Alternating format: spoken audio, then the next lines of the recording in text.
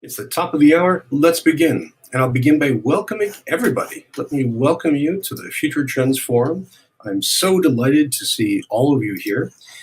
This is the time we get to examine one of my favorite topics, and I'm just really looking forward to diving into it. But before we dive into this week's topic and meet this week's guest, I'd like to just introduce the program, where it comes from, how it works, and then we'll get started. So to begin with, you should know the Future Trends Forum is a discussion space. This is where we hash out the future of education and technology. Without any films or presentations, the idea here is conversation. And this spun off of a related but very different project, the Future Trends in Technology and Education Report. Now, if you haven't seen FTTE, it's a monthly trends analysis that takes a look at almost 90 trends that are reshaping education and technology as we know it. It's been going on for almost 7 years now, so we have a pretty good longitudinal sense of which trends are strong, which are still speculative. If you haven't had a chance to explore it, just go to ftte.us. You can download some of the recent issues and sign up if you're interested. But the forum here is based on conversation and discussion, and we'll get to that in just a sec. Now, the forum and the FTTE report are both part of a broader project called the Future of Education Observatory. And that's the idea of having a multimodal, social, multi-pronged effort to grapple with the future of education and technology. So it includes the report, it includes this forum, it also includes a blog, it includes a book club, and even a bookstore. It's continuing to grow with more features being added. So if you haven't had a chance to see it, just go to futureofeducation.us and take a look. Now, we can only do this work with the help of some very, very generous people and organizations. And before we proceed further, I'd like to thank them. So to begin with, I'd like to thank NYSERNet from New York State, a nonprofit that helps that state's colleges and universities get online and do terrific things through networks. They actually do amazing work collaboratively. A really extraordinary group. I recommend following them and connecting with them. And we're really grateful to them for their support. We're also grateful to Shindig, because as you can tell, Shindig makes available the technology we're using right now. So on that note, let me just explain the technology and walk you through it so you can see how it works. It's a video conferencing platform with some unusual spins. Where I am right now, and where this slide is, just for a second, is called the stage. And you can see and hear everything that goes on the stage. This is where our guest will be in just a couple of minutes. And this is where you can be if your video camera works. And I'll show you how. If you look at the bottom of the screen, well, before that, you should see a kind of strip of a couple of dozen people moving back and forth. You might see someone like Patricia Fox, or you might see Steve Covello. You might see a silhouette or a video feed or a photo. And each of those represents one sign-in, usually one person, sometimes a small group. I gather the Kenyon College is here today as a swarm. That whole participant group is there for you to see people. You can double click on somebody, for example, if you'd like to have a private conversation with them. And if they want to have a conversation with you, your two icons can click together like Legos. You can have your own private audiovisual bubble, which is pretty neat. But if you want to communicate with everybody, including myself and the guest, there are a couple options. Look at the bottom of the screen. You'll see a white strip running clearly across it. That has a whole bunch of key options. Look on the leftmost edge.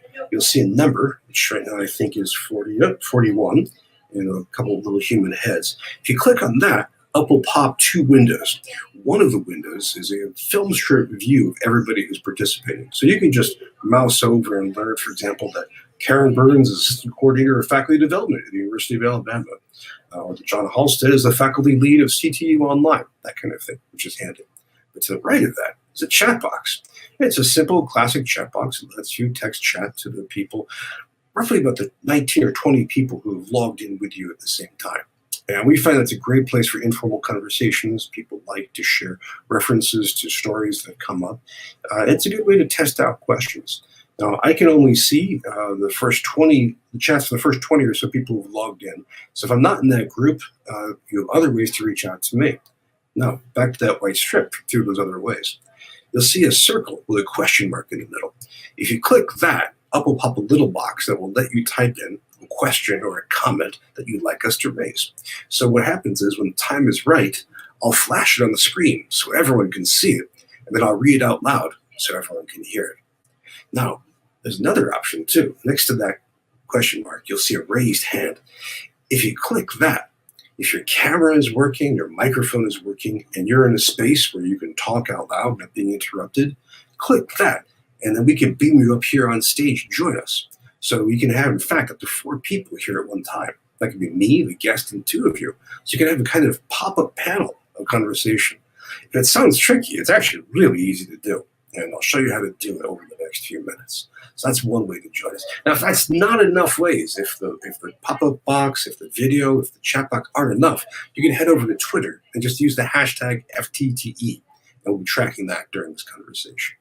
The whole idea here is for you to share your thoughts and your questions with our guest, and we want to thank Shindig for making available the technology that lets us do it. We also want to thank our supporters on Patreon. If you haven't seen Patreon, it's a crowdfunding site like GoFundMe or Kickstarter. It lets you support someone who is working on some creative project. In this case, it's the Future of Education Observatory. And we have more than 110 people who support us by giving as little as $1 a month to make sure that all the technology is working and that all our systems are functioning well. We're really grateful to all of them. And you can see folks here like Matthew Henry, Kristen Eshelman, Colleen Carmine, Chris Lott, Bob Johnson, Kyle Johnson, Michael Haggins, all kinds of people. If you have the ability, please join us. Just go to patreon.com/Brian Alexander, and we'll be really grateful to your support. And we're very thankful to all of our supporters of Patreon. So that's who funds this. That's how the technology works. That's where this comes from. Now let me introduce this week's topic and this week's guest. We're very excited to meet with Sue Bohle. She's the executive director and the founder of the Serious Play Conference, which is a conference devoted to the use of gaming in teaching, learning, and training. And we're raising this because in the course of our 3 years of work here at the Future Transform, gaming has come up more than a few times. We've had several guests who specialize in the use of games for learning, and we know that games have all kinds of great capacities for helping us learn, as well as to help us socialize and to think about multimedia technology.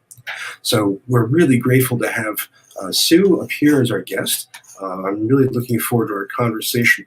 I hope that over the next few minutes, as Sue and I start talking, that you will have ideas about what you would like to ask. And also, if you have any experience with any technology in terms of gaming being used for learning, please feel free to share. Sue, welcome. Welcome. Hi, Sue. Where are you today? I'm actually in Orlando. I'm normally on the West Coast, or have been. I've been on the West Coast 50 years, but I've recently moved most of my time here to Orlando, Florida. So I'm East Coast, probably easier for some of you to talk. It is. It's the same time zone as us, although I suspect you're a little warmer. I'm up at the other end of the East Coast in Vermont, where it has warmed up to 5 degrees. Yes. Yes. Well, thank you so much for coming. I really appreciate you making the time. Serious Play is a great event, and I'm really looking forward to hearing about it. To get us started, let me ask you an introductory question. What's it like organizing this big conference with thought leaders, participants from around the world? What are some of the big challenges, and what are some of the big excitements about it for you? Oh, wow. That's a big answer or a big question to answer. Well, this is the 11th year, and I started it as a favor to a friend, which is really amazing. And then that friend got busy writing a book, and I lost my partner in doing it, so I just went ahead. I should tell my background is like many of you actually have come from a long history of teachers in my family, and I did actually get directed to be a teacher when I was in high school by my father, who thought this was a great profession that I could do and then have babies and go back to. But instead, I ended up deciding that after 3 years teaching high school that I would go back and get my master's degree. But I never forgot the fact that I did love the teaching. I just had decided that the field that I was teaching in, which was journalism, was not going to propel my interests far enough and change. Well, I might change today because of all the things that have happened to journalism, but instead I went back and got a master's and got into public relations. And in that career, I was working in the Silicon Valley, and then I was working in video games, which was sort of an unexpected turn. And as a result, I had ran across some of the very earliest people who were developing games that could be used in education. And I suddenly said, wow, all this addiction to playing that drives my staff even to stay till midnight could be used for education. That's interesting. And so eventually I followed that movement, did the first Serious Games Summit as a PR person, became interested, suggested I do something like it on the West Coast with a friend. And like I said, I just fell into it. I wasn't an event manager. I had never done anything like this. And it's been pretty much a hobby with friends, volunteers, and a few freelancers ever since, which surprises a lot of people because we have over 100 speakers and we are now finally growing into what is a small business. And I did it when I retired. I mean, I'm post-retirement age, still saying I don't want to retire. So I gave up my public relations agency eventually and just do the conference. Well, let me pull up one of the photos. Should I pull up the conference? Should I bring up conference session or attendees? Be good. I mean, we had 100 people the first year. We had 550 in DC last year. So enough to fill a large auditorium to kick off the conference, and then many conference rooms after that are smaller. And each year it's more of a challenge to find a space big enough for the kickoff. But it's interesting thing is that the kickoff session is the hardest thing for me to schedule because we are the only conference that actually addresses games across more markets than just education. I started it because I was interested in games that could be used in K through 12, and then the faculty that would be teaching that at the college level. But people came and wanted games for third world training and healthcare and corporate and everything else. So my heart is still in the use of games for education, no question, but it is interesting that way. And so keynotes have to address all markets, and we tend instead to be, so we don't neglect any, we tend to talk about generally where the use of games are going in any place in education or training. So that can include, as you said, anywhere in the world, as well as business, government, and higher education.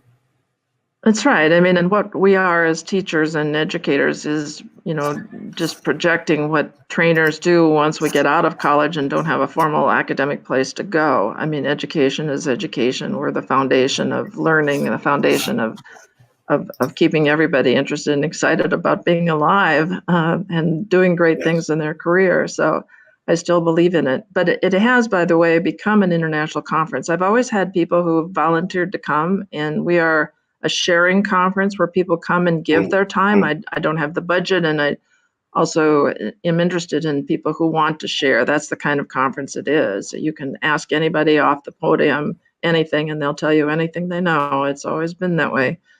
But I do have international speakers and international attendees. And once I started doing a few more conferences on the East Coast, I began to get more also from Europe. But I have somebody that's applied from Taiwan this year to speak. Excellent. Well, let me ask a quick question, and we try a new feature shindig here. How many of you have been to Serious Play so far? So if you have been, just click the raised hand button on the bottom of the screen, and then we'll let this go for a minute. See how many people have come. And if you haven't been, just don't do anything. Just sit there like a rock for a second. All right, good. More people clicking hands. Well, so again, I'm okay if it's not too high, because I would, great chance for me to talk to all of you and tell you to come or apply to be a speaker. I mean, we're interested in having a diverse speaker platform. And, I see a couple speakers when I came in and saw a couple people are doing, but I'd love to have people that are really seriously interested in education come. So about 7%, 6% of you have come. That's great. Well, that's so we have mostly a new audience, and I have a few more questions I want to fling at you, but let me just remind everybody in the audience that this is a space for you to ask questions. as well as to share experience. And if you've been to Serious Play, if you want to share a reflection about the experience, that's great. If you have questions about gaming and learning, everything from how do we do this practically to what are some good examples to what is the theory, this is all fair game. So just reach out on the bottom of that screen, click the raised hand if you want to join us up here on stage, click the circle to question mark if you want to type in a question, or hit the chat box and people can ask questions away right there. So one question to ask, thinking about the history of gaming and learning, this goes way, way back famously, to the 19th century, to the Prussian general staff using Kriegspiel to learn. The modern wave of computers in gaming goes back to the 80s, with LucasArts doing Habitat. And, I'm curious, gaming is so rich and has so much potential for learning. How come it hasn't completely conquered the world yet? I mean, how come most of our classes aren't already gamified? I mean, what's the holdup? Momentum, I think. Concern. I mean, unfortunately, we do have educators who don't want to grow every year and change and learn, explore. I once described myself as having a good career because I never stopped growing. I'm still growing every year. And one of the challenges to me of running the conference is to talk to these really smart people who are doing things I never would have dreamed of. But I think that we are slowly conquering the world. That's why I believe in the conference, is that our role in life is to engage the learner in whatever environment we're in, and to improve both what he learns and his retention for learning, and probably a lot of side things too, learn a skill and so on. But the main thing is that the other horrible studies will tell us that kids are absorbing only a small fraction of what we try to teach. And we need to get to a place where they are choosing, for instance, to specialize in something else and have less interest, but it's usually not that. It's just not going in at all. And we need to improve education. There's that Constance Steinkuhler did that great study where she was looking at high school students, I think in Wisconsin, who were playing Eve Online. And if you haven't played that, that's a wonderful, massive multiplayer science fiction game. And to play that game, they were doing lots of advanced math. They were doing stock trading. They were running spreadsheets. But in school, they were getting C's or worse in their math classes. And it was just really interesting dynamic to think about. Well, one of the things that I was thrilled about is that finding that at-risk students are being reached through games. And all students. I mean, many of my speakers are sorry, I'll turn that off. Are coming because they are saying that they have started using games and they're reaching their students better. But there's a very fine teacher in Texas who has totally transformed a school in a district that has almost no kids that are not getting free meals and substance of food just to attend school. Impoverished district where very low percentage of the kids were finishing high school. And he has a 2-year game program. It's a 4-year game program, I'm sorry, where the kids are dropping out of all other subjects in order to take this as a career. And in learning the skills that it takes to make games, they're forming teams, they're learning collaborative work, team play, and they are developing skills that they can then get internships with, and they are staying in school. And it's wonderful. I want the kids in science to do better because they're learning more in science, but I want kids that weren't going to stay in school to be able to stay in school too. Yeah. Oh, that's a terrific story. That's really, really hopeful. Based on your experience of running this, what are some of the biggest ways that games really boost learning across the board, from K through 12 to training to higher education? What are some of the real big strengths for gaming? Well, I'll have to comment that I'm not from the technology, but in terms of what I see then as a person running this conference, for instance, that the very first couple of years, people came and said, what is this thing about games? And I want to learn about it. And now the pitch of the sessions is much higher. to give you two examples, I had 8 years ago a science teacher from the state of Washington, which tends to be very progressive, come and say, I have been so frustrated because my ninth grade science class kids just don't listen and they want to play games the whole time. And so I want to learn about this thing about games in the classroom. 2 years later, she was using games on a regular basis in her science class and was asked at the end of that year to provide a curriculum for science for the whole school district of the state, all school districts in the state. 2 years later, she was asked to provide, a program for science. I'm sorry, first it was a district and then the whole state. And this year she is being asked to provide a multidiscipline program, which involves multiple subjects. And I'm finding the same trend happening with teachers who are in one subject.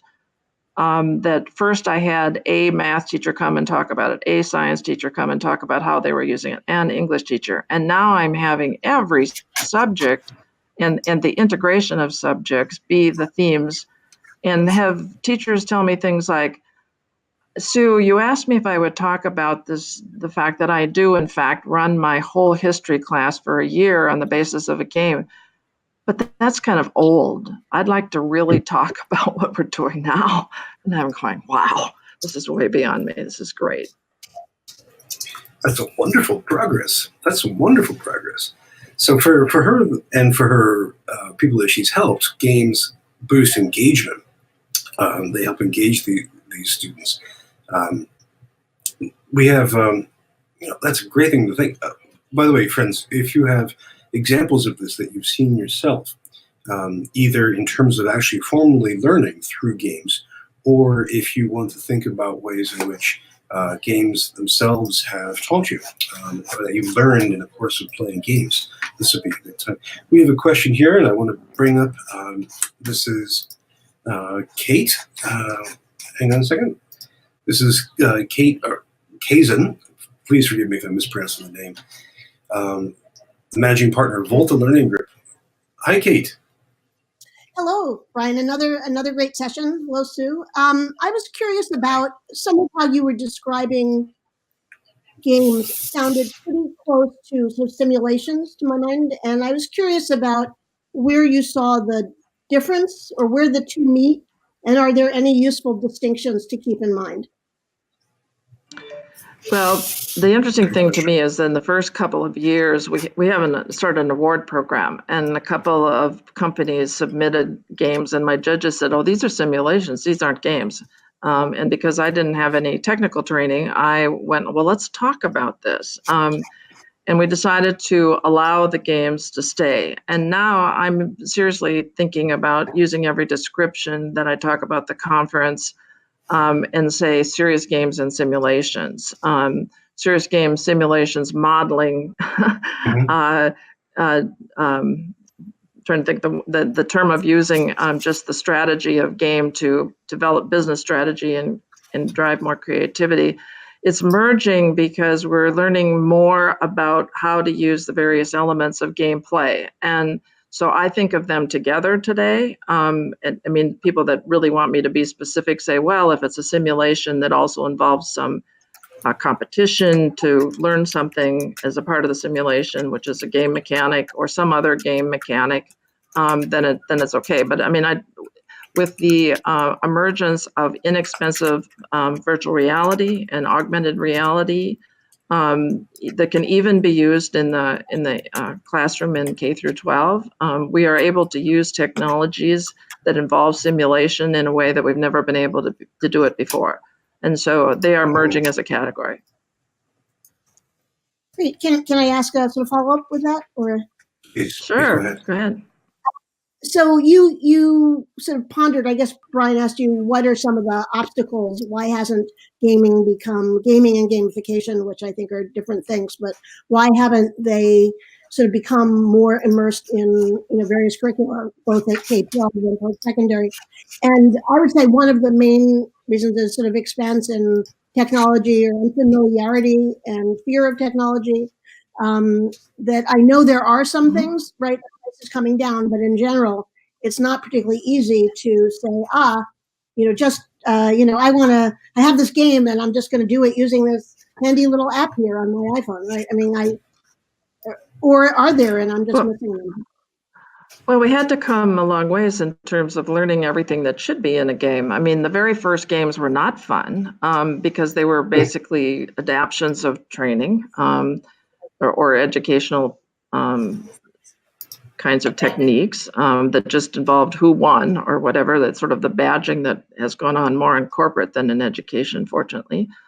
But the first people who came to the conference were definitely described themselves as game developers, and most of them did not have an academic background in instructional design. So, for instance, now I have to be very careful because those game developers have learned that they need to add members of the team, for instance, with instructional background, if it's not the instructional designer who is the lead.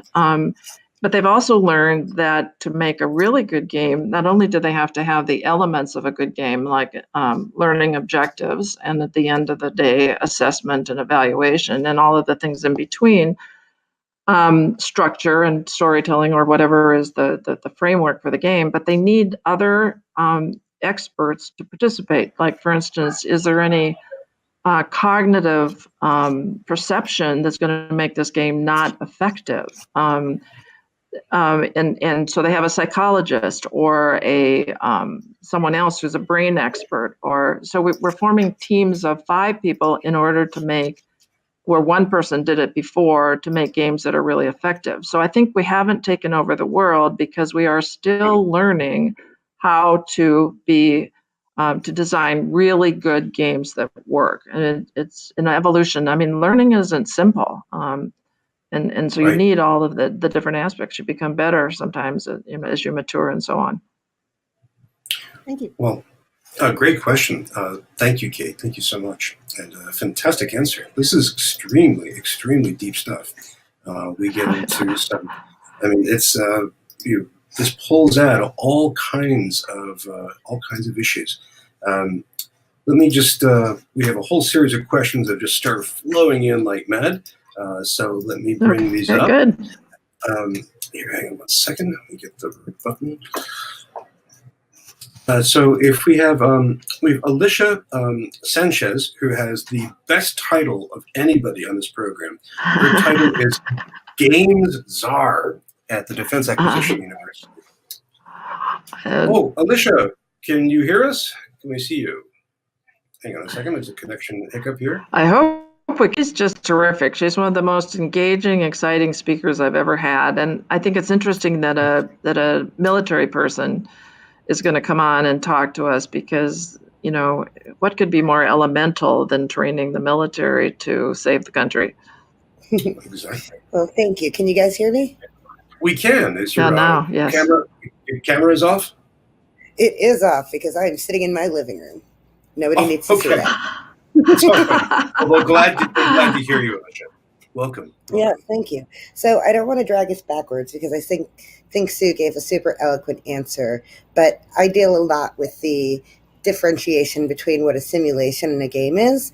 And so I wanted to give you sort of the anecdotal explanation that we typically use from the military perspective. And that is that the military has been very successful using simulations for decades now, because we have focused on 3 major aspects. We use simulations to provide experiences for people who can't otherwise have them because they're either too expensive, too dangerous, or they don't happen often enough.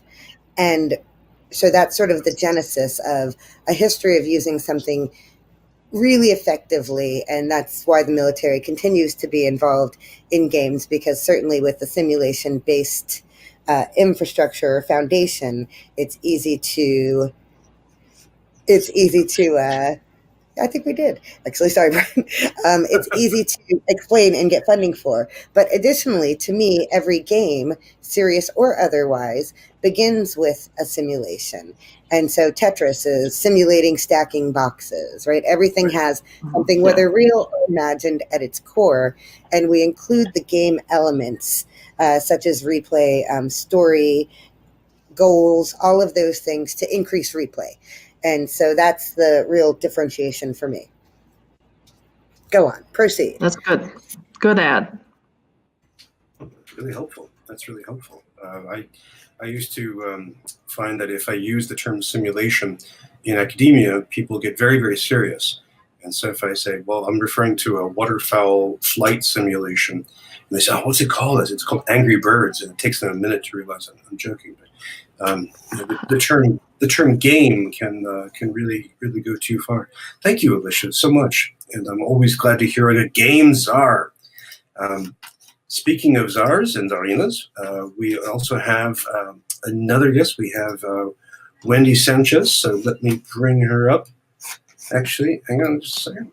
Oh, sorry. This is Wendy P. And she has a question. And this is a question which may go offline. Depends on what you think. She's thinking of making the focus of her PhD related to the brain and serious play in higher education. What kind of? I'll bring it back up again. What kind of focus do you think there should be? I mean, do you have any tips or suggestions about that? Well, the interesting thing is that I've been offered more conference sessions now on neuroscience and brain involvement in learning. And so I'm not an expert at all in this topic, but it is accelerating forward so that we can apply that science to games to make them even more effective. And if you are interested in doing a PhD in that subject, I think it would be fun to explore that. And I could probably give you some people to talk to. There's a very bright guy. It's been used in all subjects too, by the way. There's a guy who's going to talk about brain science for STEM, who's in the sciences, who's actually in the School of Medicine at UCLA.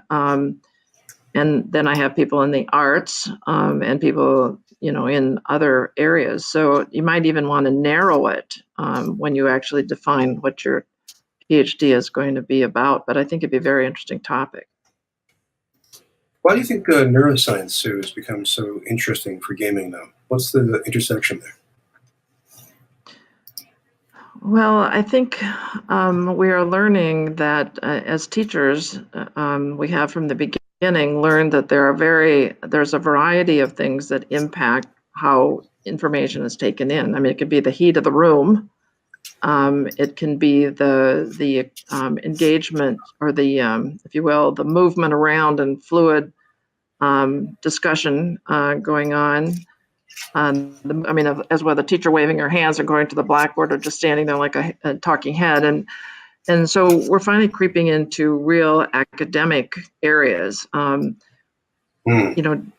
addition to these things, how is the brain impacted by the learning? Again, it's not at all an area of my expertise, but it's really part of the evolution that I'm saying is that first, there was a person who knew video games who thought he could just, add educational topics and educational missions rather than solely entertainment things. And the crossover began between games that for kids supposedly help them learn something and they're also fun to really setting learning objectives and becoming and wanting to evaluate whether or not they worked and becoming more aware of other outside influences that are going to influence the play that happens in the half an hour the kid is on the game. So I think it's just a part of adding a more refined dimension to what's going to be effective. I mean, I suppose we'll have all those people that are saying, oh my God, they're messing with my brain. Can I let my kid play this game?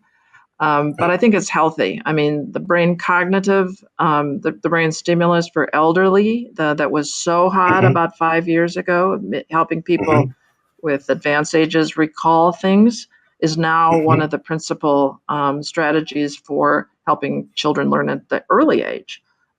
So we're simply involving another area to make games more effective. It feels like we're in such early days, Sue. This is. I think we are, and that's exciting. Why should we think we've finished with this? It is. It is exciting. Well, there's a whole series of questions. People are just popping up like mad. And let me just, if I could, let's see. This is, make sure everything works. This is Robin Sullivan. University of Buffalo? I think so. I think so. Robin, your mic is off. You need to unmute yourself. There we go. Now Okay, you're good. muted. Hi, nice to see you again, Sue. I had the Yeah. great opportunity to be involved in the University of Buffalo Serious Games event that Sue recently put on here. And it was a fabulous collection, very diverse. And at first, I think I just want to go back to comments about, just the idea of what is serious games. I was pretty confused when I first heard about the event coming to our university. And I thought it was, all the shoot 'em up games and that's it, just the intense gamers. And it wasn't until I started to read the description of the event a little bit deeper and talk to other people and hear from other people, I realized it was more about the seriousness of learning through games. And it was just a fabulous opportunity. It's ranging from, K-12 to, it was in our new medical school. So there was a lot about simulations that were, I'm not sure if that was particular to the location or, but it was, I would like to just recommend everybody check it out. It's going to be pretty close to UB again in Montreal. So thanks, Sue, for putting on such a great event. Oh, great. I hope I'll see you there. That's an interesting comment because there is so much that I could include. I've often, just as recently as yesterday, said, can you give me 25 rooms? Because I think I could put on 25 sessions an hour. You just begin to hit the surface. And so what Serious Play is, so to describe it a little further, is you're not going to just come for one segment. You're going to be exposed to all of the different ways that people are using it in all the different markets, like you said, but also even within, let's just say K through 12, all the subjects, and then also the design help for K through 12 teachers to learn how to do games, and starting at the elementary level and the more senior level. I mean, I'm trying to just sort of put a whole lot of things out there that stimulate people. And from there, they can maybe seek, they meet people there, they network with people there. There's groups that have formed because they've been there to then continue to share ideas. And by the way, there's a great Facebook group called The Tribe that if any of you are interested, it was started by half a dozen teachers that came to the conference and started talking about how they were using games in the classroom. And now that very giving group is, I don't know how many people, but you can ask any question and they will answer and tell you how they're using games. They'll send you classroom lessons. It's just a great group that is helping spread it nationally. And they're just evangelists like me, passionate about it, called The Tribe on Facebook. It's great. I added to the group after I was at the conference. It's really good. Thanks. Okay, good. Thanks for your comments. It's one of the things I love about the way the Future Trends Forum can work is that we get pointers to resources, pointers to other communities. Robin, thank you for coming up. It's good to see you.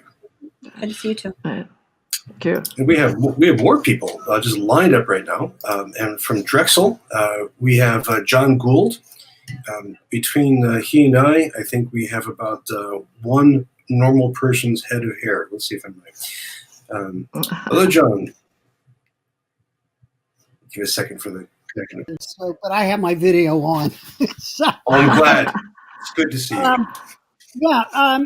What I find interesting, and you made the statement about special ed. I had a student, I served on her dissertation, and she utilized, which I do not think's in existence anymore, but it was one of the neatest gaming, the Sasha Barab's Quest Atlantis.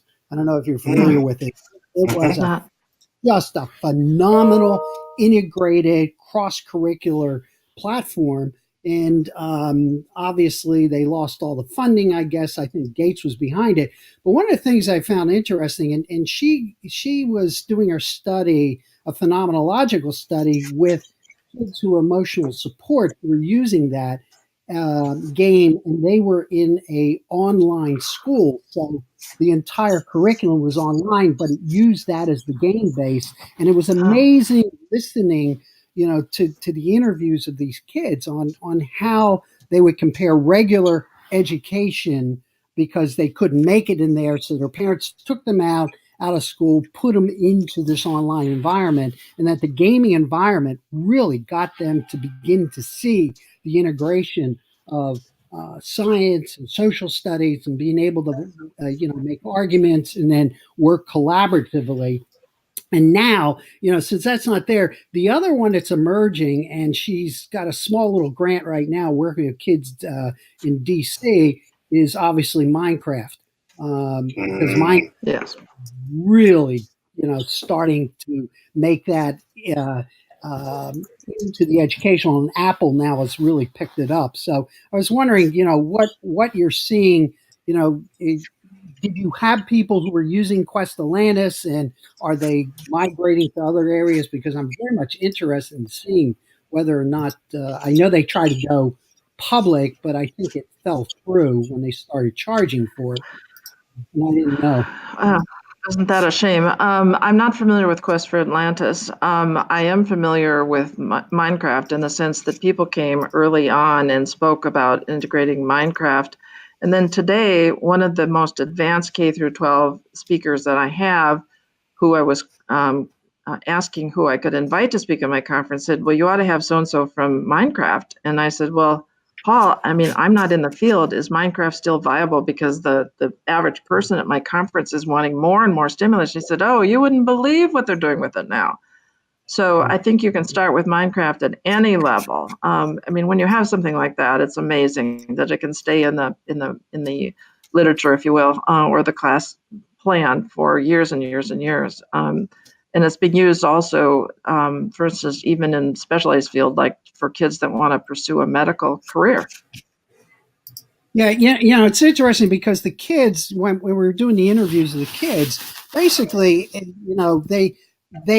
it was amazing to hear the kids talk about games that they were using outside of school, and to get teachers to begin to think about that because of the developing nature, and that's why I said Quest Atlantis was quite an interesting program. That if teachers, and we do a lot of teacher education, is to be able to utilize that as a mechanism to begin to get them to understand how curriculum integrates. So math and science, that to me becomes the component that we really have to deal with. I know, my doctoral program, as I teach, the development of leadership. I expose them to design thinking. I expose them to kind of reinvent what schools need to look like. But gaming is a critical component because it allows you the vehicle to, to integrate and to play in. And I use the word play as the most critical component of it. And, it's interesting watching these adults, playing with stuff and then playing with games, that they really begin to see that. And I think that's what we really have to start pushing more and more. Well, I'm really glad you're doing that because, I started out with teachers just coming in and saying, I want to use games in my classroom. And that teacher could be an English teacher, a science teacher, a math teacher, whatever, but they became the driving force for having games used in the curriculum for their K through 12 school. It isn't the administrator very often, unfortunately, it's a single teacher. But the two of the most interesting things that happened with us is that, first of all, we started offering what you're talking about, a full day on if you are going to be in charge of bringing game-based learning into your high school or elementary school. This full day thing will teach you what it is and give you some idea of how different it is and what you should be thinking about as you start to train teachers to be able to use the curriculum. And that's an extremely popular one-day program that costs as much as going to the whole conference. And they come. And they actually thought we were going to do this for corporations, and it turns out teachers are a huge part of that day, and they love it. And then on the other hand, we try to do sessions that are helping on a bigger level what's going on in the world. So, for instance, this year, there's going to be that guy who has been running a three-school middle school system, three middle schools and a system in the state of Washington, who's going to talk about how over the last 8 years, they integrated first computers and now have their kids doing AI and are basically integrating all of their subjects together. There's no more history class. They're integrated studies across the whole school system. And it's going to be a longer session, and he's going to talk about what he set out to do, what were the challenges, what mistakes did they make, how did they correct them, and what are they learned, and how are they going to change more. And then again, we'll have a session that's just, hey, if you're getting started, here's some things you can learn. So I'm just trying to hit those points with different people that I come across or submit to speak. Yeah, just one other point, as a former superintendent, the other group I'm trying to go after right now is school boards, because the school boards are playing with this and they see that. That's the mechanism to start, because when they see things and they get energized by it, then they go back to the school. That's interesting. Hey, implement this now, whether or not it works or not. But I really feel that, because that's where the policy makers are. Right. And so I think school boards are. Tell me how to get to them. I'd love to know how to get a hold of those people. I will touch base with you, because I think if we go in, Tom Gunsel, who is the executive director of National School Board Association, he might have some interest in exploring. Wow. Good idea. Wow. Okay. Good. I will. Thank And Drexel, by the way, is a school. I was in games in the medical school. You're exploring as a university many different areas. Yep. Thanks, John. Good. Thanks. Bye-bye. Good to see you, John. Thank you. Yep. It's medical has been doing the medical field has been ahead of everybody else in simulations and games for learning for a long time. They do a lot of fantastic work. Let's see if we can add another player to this. We have the wonderful Noreen, who is, among other things, currently cat herding the New Horizon report. Noreen, how are you doing? Hi, all. I'm doing well. Hi, Sue. Hi, Noreen. Good to see you. Yes, you as well. I'm curious, Sue, about artificial intelligence and game development. As I do some of the research for the Horizon report, I've gotten very involved with my new Alexa Echo Dot and trying to interact with her and participate in ways where I'm getting used to natural language with a device. Mm-hmm. One of the games I'm trying to enjoy is something called 68th and Wallace. It's an interactive book, and she'll read to me, and then I get a chance to participate by asking her to pick up objects or search around for something. So it's kind of some low stakes interactivity. But I'm curious about game development and ways in which artificial intelligence and deep neural learning may have some real potential in advancing gaming and serious gaming in education and elsewhere. Well, as I have to say up front, I'm not a technology person. I just learn about these things. But the school district that I just mentioned in Renton, Seattle, is headed now by the granddaughter of the woman who started. Her name is Michelle Zimmerman, and she just has a book out. If you've seen her book, it's written up in Forbes about how she has decided to bring AI into schools. And it's a credit to what happens at the conference, because she was on a panel about the future of education, and somebody said, I think AI. She went and looked in it, and now she brought it into her school district. And now she has a whole book out on how to integrate it in junior high. So I'd suggest you start there with the book or calling her. I can send you both her email, and if you email me, I'm easy to remember, Sue at seriousplay.com, or Sue Bohle at Gmail. And please write me, and I'll be glad to give you some leads. That's a wonderful connection. Excellent. I appreciate it. Is that Teaching AI, the book from ISTE? I'd have to go look it up myself, Brian. Okay. Well, I'll. It's if you query Forbes, AI, and Michelle Zimmerman, I think it's going to come up, because there was an article in Forbes. That's great. Or Michelle Zimmerman, Renton Prep in Seattle on LinkedIn, or like I said, get to me and I'll get it to you guys. By the way, there's a very bright guy named Kevin Dill at Lockheed, who is a speaker at the Game Developers Conference, who is probably one of the nation's experts on AI. And while his focus is military, he's also very giving, and he might be an interesting person to talk to. Very nice. Very nice. Excellent. Right. Excellent. Well, thank you so much.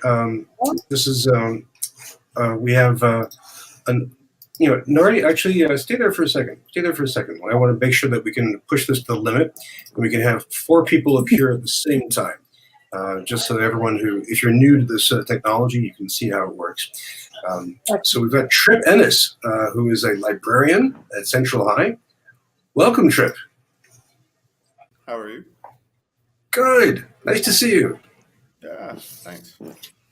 So my question was basically, do you see gaming as a way of bypassing kind of the metacognitive elements of education? I spend a lot of my time teaching kids about research and teaching kids about cognitive bias and helping them to identify their own biases when they do research.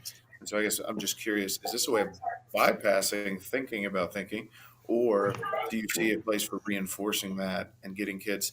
The analogy I always use is I wouldn't teach someone to play an instrument without teaching them about the instrument first. Why would I teach you about learning without teaching you about your brain at the same time? So, Nice analogy. Sue, do you want to take a whack at that? I'm not sure I'm qualified to take a wing at that. I have a question for him. If somebody else will grab that and answer it. Please go ahead. Ask him a question back, please. This is about conversation. Well, one of the interesting things to me is that I saw libraries as just a way to get to teachers to tell them what was happening at the conference. And now I'm finding that a number of libraries, Nebraska State University, I think is the school. But anyway, a number of libraries where games are actually being developed by librarians, or they're monitoring and leading the game development at their schools. And I'd like to know if that's uncommon or it's common. And I would really love to have someone come and talk at my conference about how libraries are leading it in some schools. Because I think in each case, it's important to find out how a school is doing something. I mean, finding schools do it differently, universities do it differently. Let's come and talk about how it's being done in any of these academic institutions to give other people ideas. Yeah, I think librarians that, at least in our kind of state professional organization, are trying all sorts of things from tabletop games. Like I lead a lot of tabletop games and we do Dungeons and Dragons and things like that. But Nice. then also introducing those gaming elements. Like I've tried Classcraft.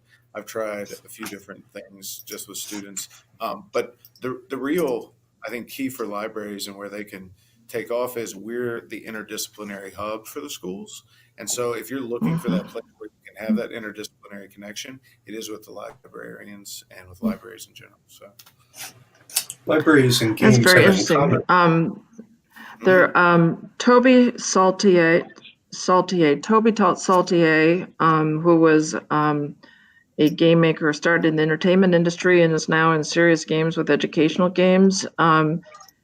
Helped take a game that was made for the National Intelligence Agency to help first responders be sure that when they were responding to a terrorist or some really fast situation where they needed really fast work, would not have cognitive bias. And she took that game that was for the National Intelligence Agency and brought it down so that it can be used to help teachers remove cognitive bias that would prevent bullying, for instance, in high school. So the cognitive bias is very interesting. And if you want to write to me, I'll be glad to put you in touch and tell you about that game. I don't remember the title. She's in First Playable, Toby Saltier, but you can contact me too.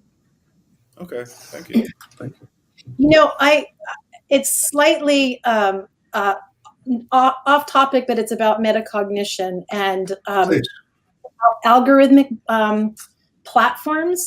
I just recently came out of a project that was funded by the Gates Foundation on post-secondary success and looking at algorithmically based courseware platforms. And Sue, you talked earlier about applying learning sciences and how much more we're understanding about the brain and about learning. And one of the things that's really hard to measure when you take an adaptive platform and you're looking for student success is actually measuring what learning is and how do you measure it within a platform like that. To the point of your question, several of the platforms I Let's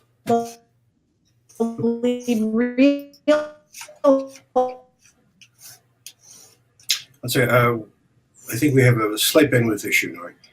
Let's give her a chance to retry this. Let's let her re-speak it when she connects. We didn't hear the last part of that, Noreen, and I'd like to. Let's see. Nori, are you still there? Can you hear us? I think she's not right now. Okay, that's all right. Well, Nori, if you can hear us, we'll try again, and I'll ask her to go to text, and I can read back her response. If so, Nori, thank you so much for your excellent questions, and good luck with the Horizon Report. And Trip, thank you very much for the questions of bringing the library role. There's a lot to be done with that, I think. We have, let's see, we have several other people, and we are almost out of time. But Nori, are you back? Can you hear me? Yes, we just lost your last part. I was just talking about platforms that are building in metacognitive learning moments for students to add that level of the learning experience as a student is going through a personalized or adaptive learning experience through a courseware. And I just thought it's interesting in the design of learning platforms that metacognition is something being thought about. And one of those things that people are believing will have a positive impact on learning. So I'm just postulating that perhaps the same may be true in the gaming design environment. Good question. By the way, Noreen, one of my speakers, turned me on to your report and came and talked and gave a summary of it at my conference, and a lot of people were very interested. I'd be happy to put out copies of, how they can get a hold of it, more about it at my conference. And let me also throw it out to everybody is that I want to not promote my conference all the time. I want to promote the field. And if any of you have research, for instance, access to research or news from the industry, please send it to me. I'm actually pretty close to starting a newswire where I'm happy to produce, I'll eventually be able to just talk about new products, not yet, but research I'm happy to promote. Excellent. Well, there's a lot of that. Thank you, Nori, and say hello to Steve the puppy for us. I will. Friends, I hate to say this, but we're right now out of time. We have only 2 minutes left, and there's one question outstanding that I have to ask. So, which is looking ahead to the next, say, 12 months or so. Where do you see some of the new directions of gaming and learning going? I mean, do you see any particular domain really breaching out? Are there any fields that you're especially interested in? Any individual games? What do you see looking ahead? I think the growth of simulations, because we have we have tools now where you can produce products less expensively that utilize those two technologies. AI gives VR a run for its money, so let's not forget that that's still a major technology. Multidiscipline learning in the field of education. I think I'm seeing greater collaboration between different subject specialists to show the kids that one subject and one report and one study, one assignment can give you skills in learning in different disciplines. And I think we need to drive that. Adaptive learning is not necessarily new, but boy, I hope that keeps going. I don't think we should all study algebra in 7th grade. I think we need to help the kids that have an aptitude for math get going on that early. There's just a lot of exciting things. I mean, I get so buzzed. I don't want to retire. I'm having too much fun. Well, that's what we want for serious play. But what are the best ways to keep up with you right now? I'm just going to offer, I mean, certainly there's probably people on here that could be speakers or would like to attend the conference, and I invite you to do that. It's Serious Play Conference, or seriousplayconf.com. And then we have 2 sites this year, one in Montreal and one Orlando. And you can, my email is sue@seriousplayconf.com or suebohle@gmail. So pretty easy to remember. And I enjoy conversations I have with people, and I just invite you to become part of the discussion that involves serious play. Happy to have you. We have an awards program, by the way, for anybody creating games. Excellent, excellent. Well, thank you so much, Sue. Thank you. I will have to leave you to enjoy the warmth of Orlando. I hope you can put up with that. But thank you again, and we'll be in touch. But don't leave, friends. We have a minute more where we have to tell you what's going on for the next week or two of the forum. And let me just say, it's so exciting to hear all of your great questions and thoughts about this really, really rich and potentially terrific subject. Thank you all. Looking ahead to next week, we're going to switch gears a little bit, and we're going to talk with Sean Michael Morris. We're talking about alternative and critical pedagogies. So this is building on his work in part at Middlebury College, his work with other great people building online for years, and some of his most recent writing.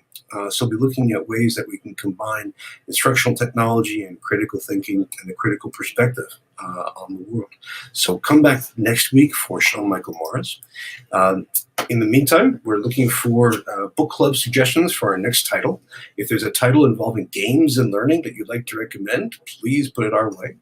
If you're looking for more readings, we have, of course, our bookstore, which is crammed with great books on the future of education. And if you'd like to keep our conversation going, we have groups on Slack, LinkedIn, and Facebook. The hashtag FTTE is really, really rich. Lots of things going on there. And you can always find Shindig and all those other handles as well. Wendy P. just asked for Sue's contact information. Is sue.bohl@gmail.com or sue@seriousplaysconf. And thank you all so much. We'll see you next time. Take care.